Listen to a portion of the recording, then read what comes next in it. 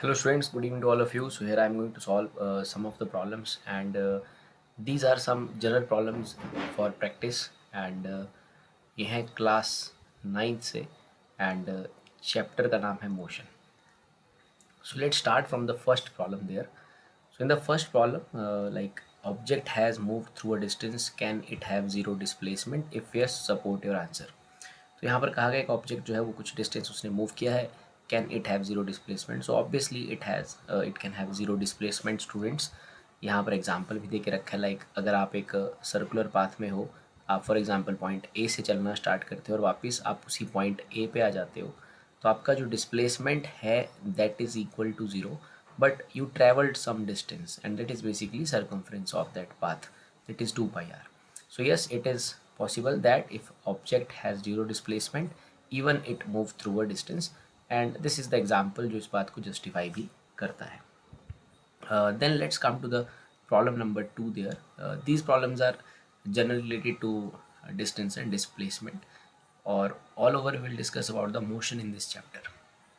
So in the second problem, a farmer move along the boundary of a square field of 10 meter in 40 seconds.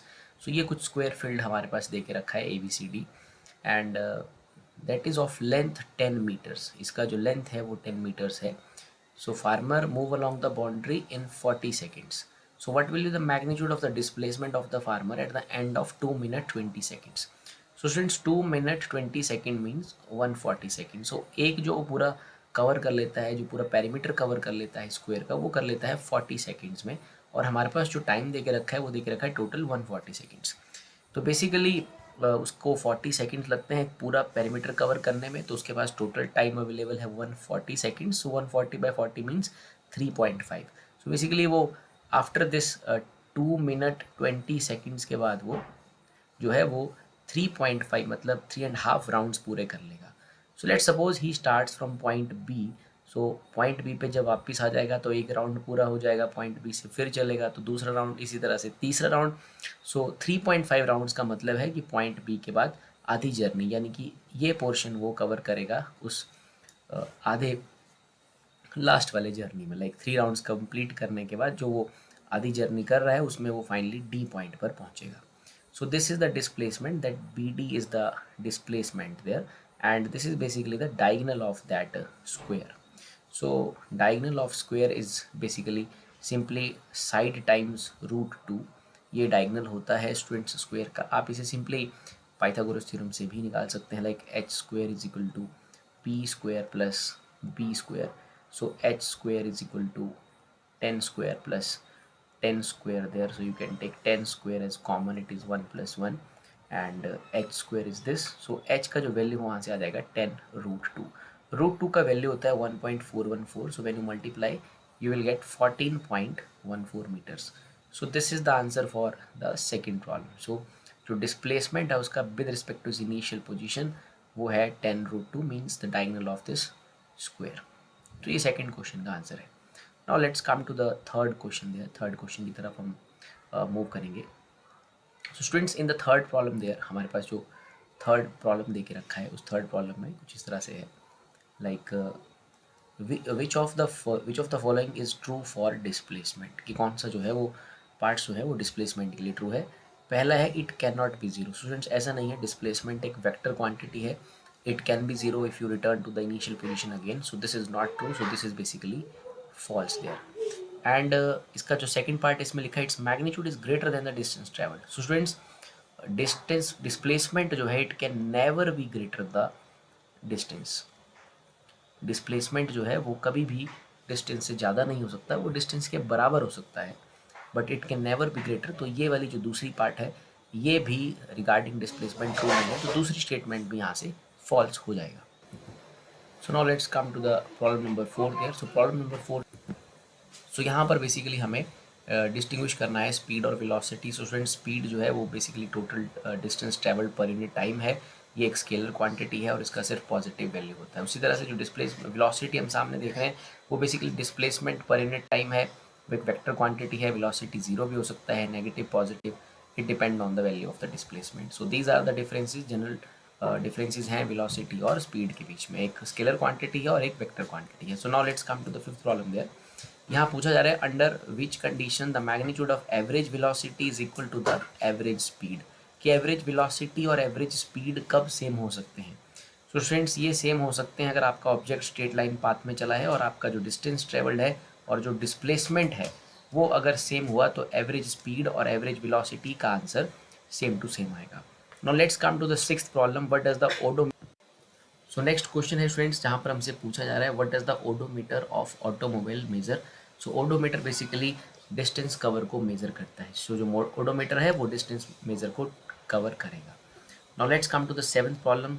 What does the path of an object look like when it is in uniform motion. So uniform का motion का जो definition है, the it is basically a body travels equal distance in equal intervals of time, then the motion is said to be uniform motion there.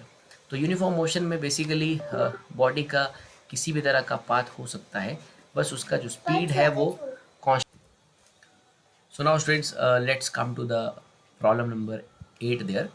During an experiment a signal from space ship reach the ground station in 5 minutes. So एक जगह से जो signal जो है हम उसे send कर रहे हैं वो ग्राउंड तक पहुंचने में उसे 5 मिनट्स लगते हैं. What was the distance of the ship from the ground station. तो जो शिप जो है, शिप से जो सिग्नल हम भेज रहे हैं, it is basically travelling with the speed of light. उसका स्पीड हमें दे के रखा है लाइक 3 × 10⁸ मीटर पर सेकेंड, और इसे वहाँ तक पहुँचने में 5 मिनट्स लग रहे हैं. सो टाइम बेसिकली 5 मिनट्स लग रहा है. 5 मिनट्स को हम सेकेंड्स में बदलेंगे, it is simply 300 seconds. So we use the formula speed equal to distance upon time. So यहाँ से हम डिस्टेंस निकाल सकते हैं शिप से लेकर के ग्राउंड तक का. उसकी स्पीड हमें दे के रखी है, टाइम हमें पता है. So it is 3 × 10⁻⁸ multiplied by 300. So we have 2 zeros. It is simply 10⁻10 and 3 3s are 9. So it is 9 into 10⁻10 meters is the answer for this problem. So ये 8th problem का answer था friends. Now let's come to the 9th problem there. What when will you say a body is in uniform acceleration? So friends, जब किसी body का velocity equal amount से change होता है equal interval of time में, तो उसका जो एक्सेलरेशन है that is called uniform. For example करके लेट सपोज आपका जो वेलोसिटी है वो एक सेकंड में लेट सपोज 5 से 6 हो गया है, और अगले सेकंड में वो 6 से 7 हो रहा है. मींस हर सेकंड में उसका जो चेंज है वो 1 के अमाउंट से चेंज हो रहा है. So that is called uniform acceleration, जहाँ वेलोसिटी का इंक्रीज यूनिफॉर्म रहे. और इसके अपोजिट इसका उल्टा है, जहाँ पर कि जो चेंज है वो अनइक्वल अमाउंट से हो रहा हो इक्वल इंटरवल ऑफ टाइम में. So that type of acceleration is called non uniform acceleration. उसे नॉन यूनिफॉर्म एक्सेलरेशन कहा जाता है. Now let's come to the 10th problem there. So here we have a bus जिसका speed 80 से 60 हुआ है kilometre पर आवर इन 5 सेकेंड्स, और हमसे बस का एक्सेलरेशन पूछा जा रहा है. उसका ऑब्वियसली जो स्पीड है, या यहाँ पर हम जनरली उसे कहेंगे कि उसका जो वेलोसिटी है वो 80 से 60 हुआ है 5 सेकेंड्स में. so उसका एक्सेलरेशन हमें निकालना है. सो एक्सेलरेशन का फॉर्मूला होता है students final minus initial upon time. So like what is the change of velocity.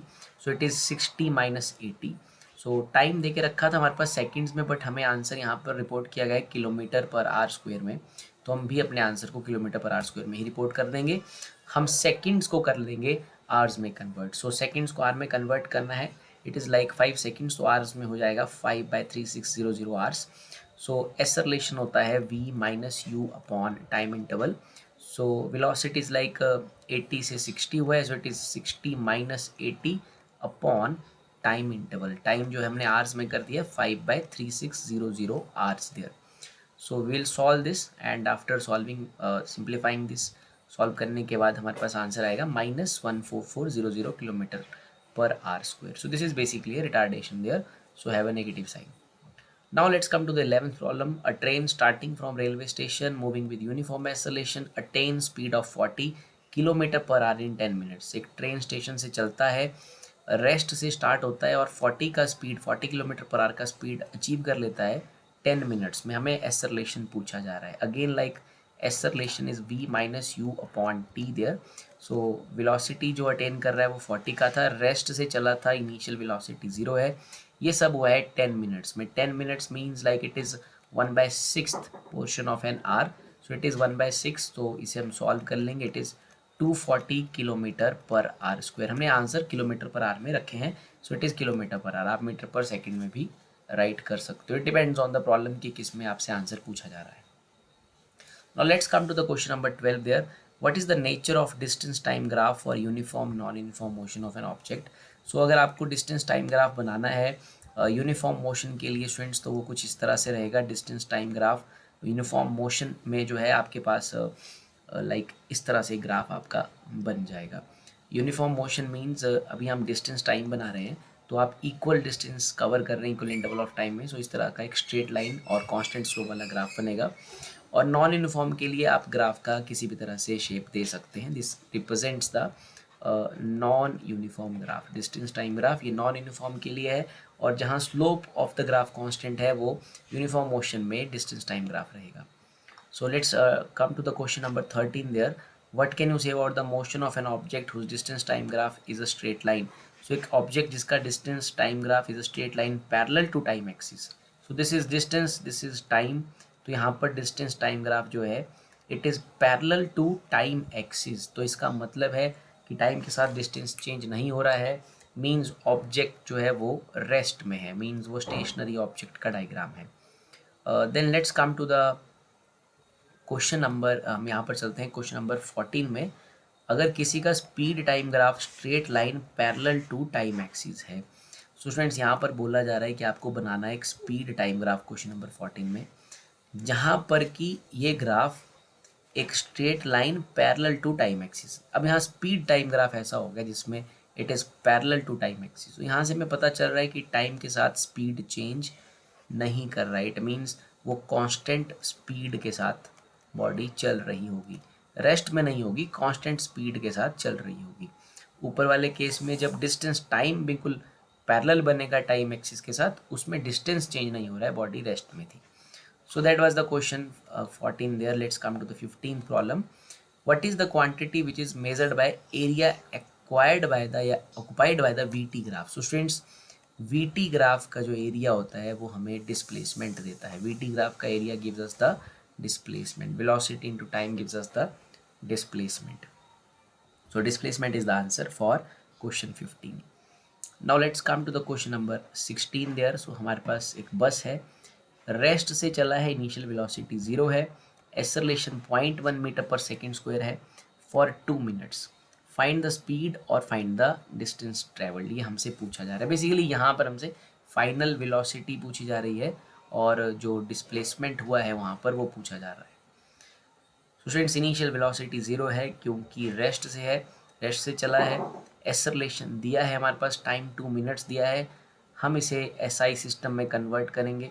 पहले तो टाइम 2 मिनट्स का बन जाएगा 120 सेकेंड्स। स्पीड का फॉर्मूला है we have v is equal to u plus a t there, because we have u, we have a, we have t, हम v निकाल लेंगे इक्वेशन ऑफ मोशन से, वेलोसिटी टाइम रिलेशन से। So u is 0 and this is 0.1 is our like that acceleration, 120 is the time. So 12 meter per second is the velocity after these 2 minutes there. और साथ में पूछा गया है distance या displacement, हम इसे कहेंगे यहाँ पर what is the displacement of that bus. So we use the third equation of motion that is v square minus u square is equal to 2as, इसका इस्तेमाल करेंगे और ये भी हम कैलकुलेट कर लेंगे। तो यहाँ से जो s है उसका वैल्यू आएगा v square minus u square upon 2a। v का वैल्यू 12 है, फाइनल वेलोसिटी जो हमने अभी निकाला ऊपर 12 है, इनिशियल 0 था। So students, we will solve that. It is like 12 square means it is 144 minus 0 upon 2 into acceleration was 0.1. So we'll simplify that and get our answer as 720. So ये simple एक acceleration आपको निकालना, distance और displacement और velocity आपको निकालना था using equations of motion. Now let's come to the 17th question. Train is traveling at 90 km per hour. Brakes are applied. So there is some acceleration because brakes are applied, means there is a deceleration there because इसने यहाँ पे इसको negative बोल के रखा है, इसे acceleration ही pronounce किया है। How far will the train go before it comes to rest? तो ट्रेन कितना आगे डिस्प्लेस करेगा जब तक कि वो रेस्ट में ना आ जाए। तो रेस्ट में आने का मतलब है स्टूडेंट्स उसका फाइनल वेलोसिटी 0 हो जाएगा। इनिशियल वेलोसिटी दे के रखा है, इसे हमने कन्वर्ट किया मीटर पर सेकंड में। As you all know that if we divide it by 5/18 we convert into metre पर सेकंड। फाइनल वेलोसिटी 0 है, इनिशियल 25 है, एक्सेलरेशन माइनस 0.5 है। हमसे डिस्प्लेसमेंट पूछा जा रहा है। We again use the third equation of motion like v square minus u square is equal to 2as, s हमें निकालना है। Final velocity 0, initial 25, acceleration is minus 0.5, or 2 is a constant there. So when you solve that, you will get 625. So just put the values and get the answer for this. Now let's come to the 18th problem there. A trolley while going down an inclined plane, students इस तरह से एक inclined plane होता है, this is called inclined plane. Like अगर आप किसी plane को horizontal के respect में थोड़ा raise कर दें, so that type of plane is called inclined plane. So trolley while going down inclined plane, trolley inclined plane से डाउन जा रहा था, नीचे की तरफ जा रहा था. So going with acceleration of 2 centimetre per second square के एसरलेशन के साथ, what will be its velocity 3 second after the start. 3 second के बाद इसका क्या वेलोसिटी रहेगा. तो while going down, so initial velocity is zero. It's just we suppose that it just starts going down there. So initial is zero. Basically body का weight का component इसे let suppose नीचे लेके जा रहा है. So initially velocity we suppose it is 0, or according to the problem, जो problem जिस हिसाब से उस हिसाब से it is rolling down, so it is going down there, so its initial velocity is taken as 0. So u is 0, acceleration दे के रखा था and टाइम दे के रखा है 3 सेकेंड्स के बाद हमसे पूछा जा रहा है क्या वेलोसिटी होगा. हम v is equal to u plus at का यूज़ करेंगे and get our answer. So u is 0 there and acceleration is 2 there and time is 3 second. So हमारा आंसर भी सेंटीमीटर पर सेकेंड में ही आएगा. सो 2 3 ज़ा 6. सो सिंपली 18th का answer आ जाएगा 6. Now let's come to the 19th problem there. 19th problem की तरफ चलते हैं. A racing car uniform acceleration 4, एक कार का यूनिफॉर्म एक्सेलरेशन है 4 मीटर पर second square. What distance will it cover 10 second after the start. So start के बाद वो 10 सेकेंड में क्या कवर करें. So it is starting, so it's initial velocity to be taken as 0. 10 second में ये कितना जो है डिस्टेंस कवर करेगा, और उसका एक्सेलरेशन दे के रखा है. So we simply use the third relation, that is s equal to u t plus half a t square. U is 0, half is a constant there, acceleration is 4, और 10 second के बाद पूछा है तो हम यहाँ टी को 10 सेकेंड्स पुट कर देंगे. So it is 100 into 4 is like 400/2. सो 200 मीटर डिस्टेंस वो कवर करने जा रही है. और वी कैन सी की डिस्प्लेसमेंट जो होगा after 10 seconds it is 200 metre. So now let's come to the last problem there, 20th problem. यहाँ पर stone is thrown in vertically upward direction. Stone को हमने ऊपर फेंका with a velocity of 5 metre पर second. Acceleration of the stone during its motion is 10 metre second minus 2 in the downward direction.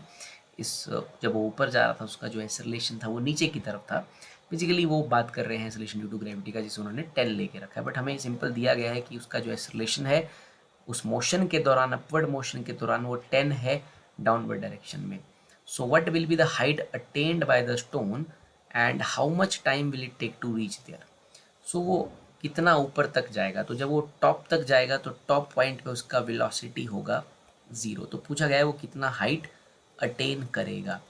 So again we use that relation, v square minus u square is equal to 2as. So हमें s निकालना है, यानी कि height निकालना है.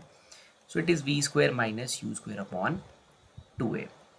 सो final velocity 0, initial जो हम उसे दे रहे हैं ऊपर भेजने के लिए हम 5 दे रहे हैं. ऊपर की तरफ की डायरेक्शन को we take it as positive. So downward directions are to be considered as negative. तो u का जो साइन है वो हमने पॉजिटिव लिया है. 5 का स्क्वायर यहाँ फॉर्मूले में माइनस है, वो फॉर्मूले का माइनस है, हमने साइन पॉजिटिव दिया है u को, अपवर्ड को. 5 स्क्वायर 2. एक्सेलरेशन नाउ जो है वो डाउनवर्ड लग रहा है, तो एक्सेलरेशन डाउनवर्ड हमें नेगेटिव लेना पड़ेगा because upward direction are positive, so downwards are negative. So we solve that. जो हाइट अचीव करेगा वो है 1.25 मीटर का, और हमसे ये पूछा गया है कि इसको करने में से कितना टाइम लगेगा. So we simply again use the equation of motion. So that is t is equal to v minus u upon a. Final velocity 0 है स्टूडेंट्स, 5 से हमने भेजा था. एक्सेलरेशन -10 है. सो ये सब जर्नी करने में उसे 0.5 सेकेंड्स लगेंगे. सो time is 0.5 seconds and height is 1.25. Thank you.